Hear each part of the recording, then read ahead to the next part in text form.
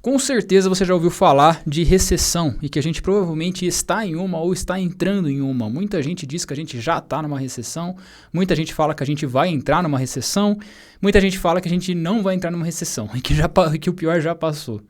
Mas, afinal de contas, né, o que é uma recessão? Eu já vi uma quantidade enorme de vídeos aqui no YouTube, tanto no YouTube brasileiro quanto no YouTube americano, né, gringo, em inglês.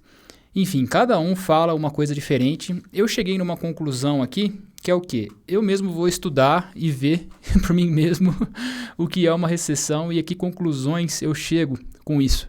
E nesse vídeo aqui eu quero compartilhar com vocês as minhas conclusões, o que eu descobri nesse estudo. E também passar aqui o que eu acho, né, no final, quando a gente chegar no final, passar minha conclusão aqui de o que eu acho que pode acontecer nesse momento, tá? Se você não me conhece, meu nome é Fábio, aqui no canal eu falo muito sobre trade sistemático, estatísticas de trade. Eu só opero com base em estatísticas, em sistemas com números comprovados de que funcionam. Então eu acho que é bem válido trazer esse tipo de conteúdo aqui da recessão, porque é exatamente a análise que eu vou fazer é com base nisso, é com base nos números aqui do que aconteceu no passado para a gente poder ter uma espécie de previsão, digamos assim, muito entre aspas, né, do que pode acontecer agora, né? A gente pode usar o passado para a gente tentar ver para que lado o mercado pode ir agora nesse momento, certo? Então se você não é inscrito aqui no canal, se inscreve, já deixa o seu like, se ficar alguma dúvida, vamos trocar uma ideia aí nos comentários, beleza?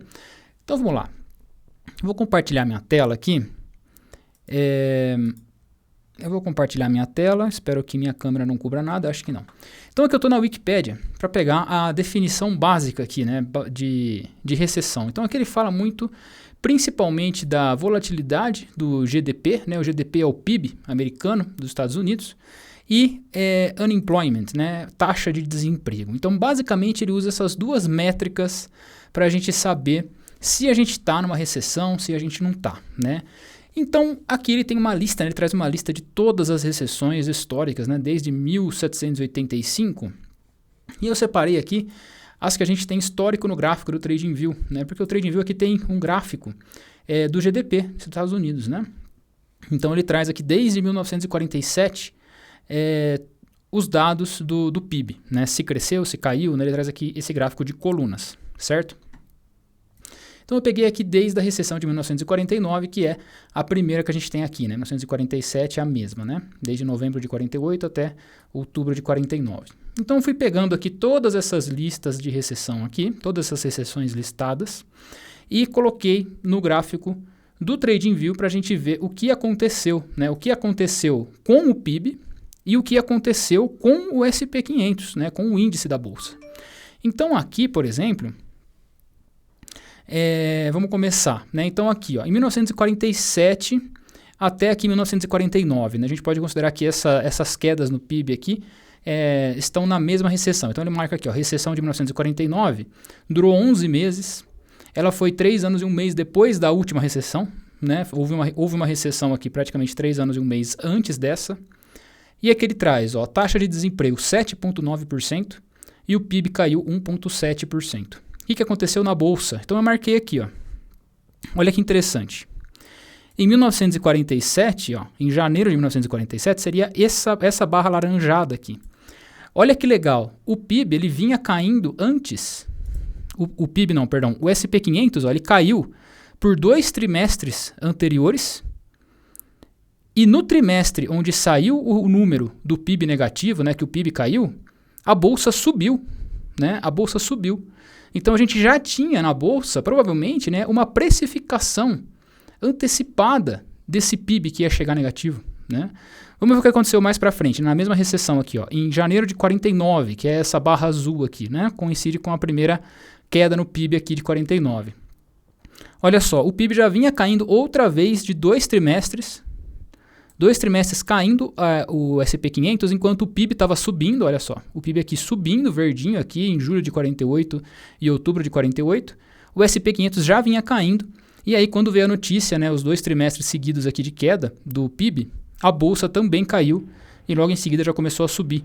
E aqui a gente teve um terceiro trimestre de queda no PIB, e a bolsa nem sentiu, ela foi embora. O SP500 continuou subindo aqui trimestre por trimestre, né?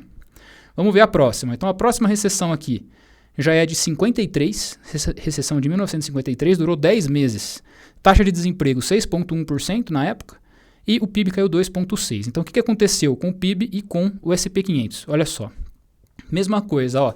Em julho de 53 foi o primeiro trimestre de PIB negativo e aqui a gente vê que a bolsa já vinha caindo por 2 trimestres seguidos.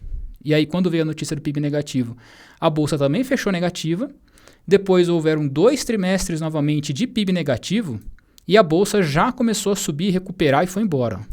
Já começou a fazer topo histórico aqui de novo. Então, mesmo com 2 trimestres de PIB negativo, a bolsa subiu. Então, a gente está vendo aqui um certo padrão, né? Normalmente, a bolsa está precificando as recessões antes delas acontecerem. E quando a gente realmente tem a confirmação da recessão, né? Que vem, né? A confirmação vem com o PIB caindo, né? Segundo essa hipótese que eu estou usando aqui nessa análise, recessão vem com a confirmação da recessão vem com o PIB caindo, né? Confirmação de PIB caindo.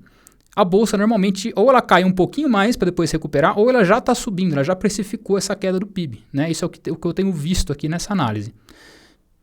Próxima recessão aqui, 1958, durou 8 meses. Taxa de desemprego estava em 7,5% e o PIB caiu 3,7%, né? Então, linha azul aqui, marquei também, linha azul aqui embaixo, ó. Outra vez, a bolsa já vinha caindo por um trimestre. Quando veio a confirmação de PIB caindo, a bolsa caiu também junto, mas no segundo trimestre de PIB caindo, confirmado, a bolsa já subiu bastante aqui, né? E aí, outra vez, recuperou. A gente vê que a bolsa cai por alguns trimestres onde o PIB sobe, né? Então, nem sempre a causa da bolsa cair é a precificação de um PIB caindo, né? Porque a bolsa cai normalmente, né? Mas a gente vê que nessas ocasiões onde o PIB cai, a bolsa normalmente precifica antes. Ó, esse aqui está bem interessante, ó. Aqui na recessão de 61, né? Ela durou 10 meses, taxa de desemprego na época 7,1% e o PIB caiu 1,6%.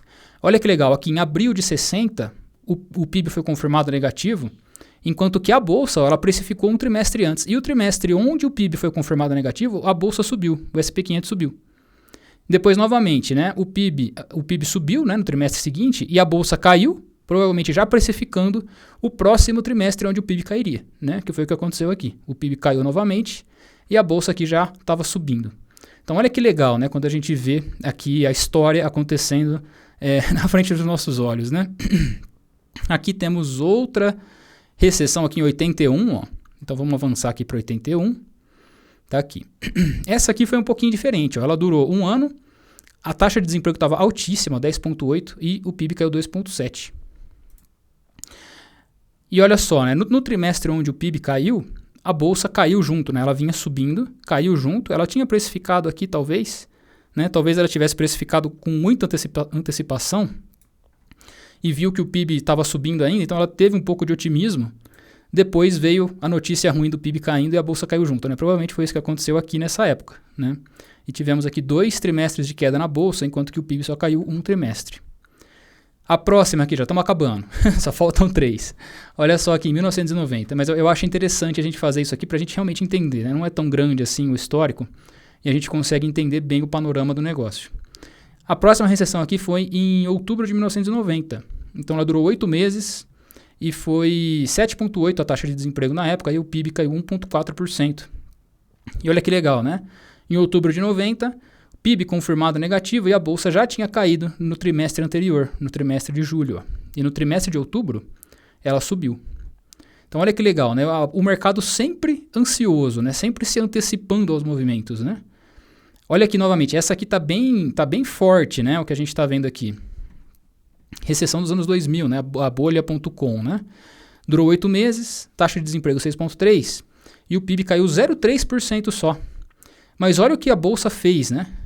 No trimestre onde foi confirmada a recessão, a bolsa caiu também, mas ela já vinha precificando isso por 4 trimestres, ó, praticamente mais de 1 ano aqui, né? 1 ano caindo direto aqui a bolsa. Teve 1 trimestre de recuperação, depois caiu mais e depois caiu mais 3, praticamente outro ano caindo aqui. Então, para a bolsa, essa recessão aqui foi muito forte, para o PIB, nem tanto, né? Isso aqui aconteceu principalmente por causa da bolha, né? Aqui, nessa época aqui foi a bolha.com, né? Então os preços das ações de tecnologia estavam muito altos. Eu acho que foi por isso que a Bolsa sentiu tanto essa recessão aqui, que na prática, né, não foi tão forte. Né? A gente está vendo aqui a taxa de desemprego é menor com relação às recessões anteriores.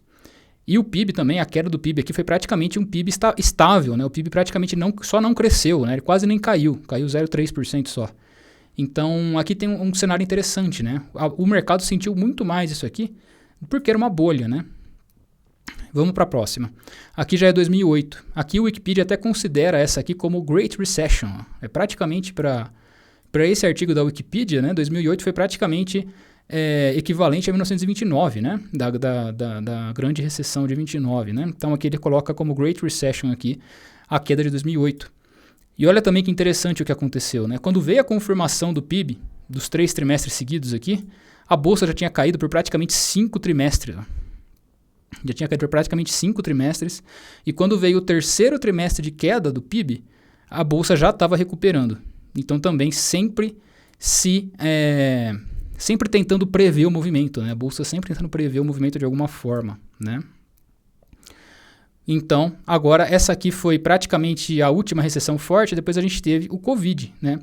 O Covid aqui também foi interessante. Aqui foi de supetão. Né? Não foi um movimento que dava para ser previsto pelo mercado. Então a gente vê a confirmação da recessão na queda do PIB junto com um trimestre de queda na Bolsa. Só que o PIB caiu por 2 trimestres, enquanto que a Bolsa só caiu por 1. E no segundo trimestre já subiu fortíssimo aqui o PIB, né? O SP500, né? O SP500 subiu fortíssimo aqui no segundo trimestre, enquanto que o PIB continuou caindo. Ó. A queda do PIB aqui foi 19%. Olha que diferença abismal, né? Em 2000, o PIB caiu só 0,3% e a Bolsa despencou por 2 anos praticamente. Enquanto que no Covid, o PIB caiu 19% e a Bolsa caiu por 1 trimestre. E depois subiu fortíssimo, né? Renovando o topo histórico e tudo mais. E agora, a gente está aqui em 3 trimestres seguidos, da Bolsa, tentando precificar essa recessão, né? Só que a recessão não vem, né? A confirmação da recessão não vem, o PIB está crescendo. Não, a gente não tem um PIB negativo aqui ainda. Então, mesmo que a gente tenha um PIB negativo nessa região aqui, por exemplo, talvez o próximo trimestre ou o próximo ainda, não dá para saber. Não dá para saber se a Bolsa vai cair, se vai cair nessa confirmação, porque a gente já precificou muito isso, né? A Bolsa já está precificando muito, ó, 3 trimestres caindo praticamente, e já estamos indo para o terceiro, né? Temos 2 confirmados de alta. E estamos quase indo para o terceiro aqui, onde o SPX pode fazer um novo trimestre de alta. Então isso aqui nos leva a pensar um pouco, né? Será que a gente já precificou essa recessão como tantas outras, né? Como praticamente todas as outras, né? Praticamente todas as outras, o SP500 precificou essa recessão antes dela acontecer. Então, por mais que tenha sido às vezes uma recessão fortíssima como a do Covid, a gente teve um trimestre de queda na Bolsa. Então isso aqui é algo para a gente pensar que mesmo que a gente tenha confirmação dessa recessão, que muita gente está falando que a gente já está em recessão, que a gente vai entrar em recessão, que a gente não vai entrar em recessão, enfim. Se a gente tiver a confirmação, digamos, factual, que vem quando o PIB cai, né, usando essa hipótese, mesmo que a gente tenha isso, não significa que o mercado caia, porque a gente já pode ter precificado esse movimento nesses 3 trimestres de queda aqui, né, desde janeiro de 2020 praticamente, né? O ano de 2020 em geral. Então isso aqui é um ponto interessante. Agora, outra coisa interessante para a gente ver aqui na lista de recessões do Wikipedia, ele tem uma descrição aqui, né, do que aconteceu na época. Eu estava lendo elas aqui e praticamente todas elas falam que ou foi um período de monetary tightening, né, que é quando o governo emite dívida para tirar dólares do mercado, né? O contrário do quantitative easing, né? Então aqui, ó, monetary tightening, né? Então basicamente aumentando os juros para diminuir a oferta de dólares no mercado, né? Foi o que veio junto com essa recessão de 49. Em 53, ó, inflationary period, então teve uma inflação muito grande nesse período, né? Aqui, monetary policy was tightened. Então, mesma coisa, estavam aumentando os juros para diminuir a oferta de dólares no mercado. Mesma coisa, mesmo cenário, né? Esse aqui, se eu não me engano, não fala disso. Ele fala mais de elevação da inflação por conta do aumento do preço do petróleo, Ó, aqui, ó, Federal Reserve raising interest rates, monetary tightening, então mesma coisa, aumentando taxa de juros para diminuir a oferta de dólares. Aqui fala de estagflação, ó, por conta do preço do petróleo quadruplicar, né? Então teve uma inflação muito grande e a mesma coisa, né? O governo emitindo dívida para tirar dólar do mercado. Então a gente vê um cenário muito parecido em todas, né? Que é o quê? Aumento da taxa de juros, apertamento monetário, né? Quantitative tightening, né? Monetary tightening, emissão de dívida, enfim. Todas elas têm isso em comum praticamente. E é exatamente o que a gente está vendo agora, né? Exatamente o que a gente está vendo agora é o Federal Reserve aumentando a taxa de juros cada vez mais, emitindo dívida, tirando o dólar de circulação para controlar a inflação, né? Então, a gente vê aqui um cenário em comum com as outras recessões. Então, isso aqui é o que eu quis dizer no começo do vídeo, como a gente usar os históricos do passado, né? Os casos históricos, né? Para a gente tentar ver o que pode acontecer daqui para frente. Então, essa é a minha opinião, né? Eu acho que, mesmo que a recessão venha, que o PIB venha confirmando essa recessão, né? Um PIB de queda aqui, confirmando essa recessão, eu acho que a gente já pode ter precificado grande parte dela no mercado de ações aqui. Talvez a gente tenha um trimestre de queda quando vier essa notícia e depois a gente já recupera, enfim. É só a minha opinião, né? A forma que eu estou vendo isso aqui no momento. Eu não sou economista, não sou especialista na área, como eu falei para vocês. Eu sou trader sistemático que trabalho com base em estatísticas e eu só chego nessa conclusão porque praticamente é isso que aconteceu em todas as outras recessões desde 1949, né? Olhando por essa hipótese, né? Com esse estudo que eu acabei de mostrar para vocês, né? Foi a conclusão lógica que eu cheguei aqui, sem ser especialista na área, sem ser nada do tipo, mas é o que eu concluir, né? Então, eu espero que você tenha gostado desse vídeo. Foi um vídeo que deu bastante trabalho para levantar toda essa informação, né? O estudo para chegar nessas conclusões aqui. Espero que você tenha gostado de verdade. Se você gostou, se inscreve aí no canal, isso dá uma força enorme aqui para mim. Se puder deixar um comentário aí embaixo, deixar um like, compartilhar esse vídeo com algum amigo seu também, me ajuda demais. E é isso. Muito obrigado para quem viu até aqui. Um abraço e até a próxima.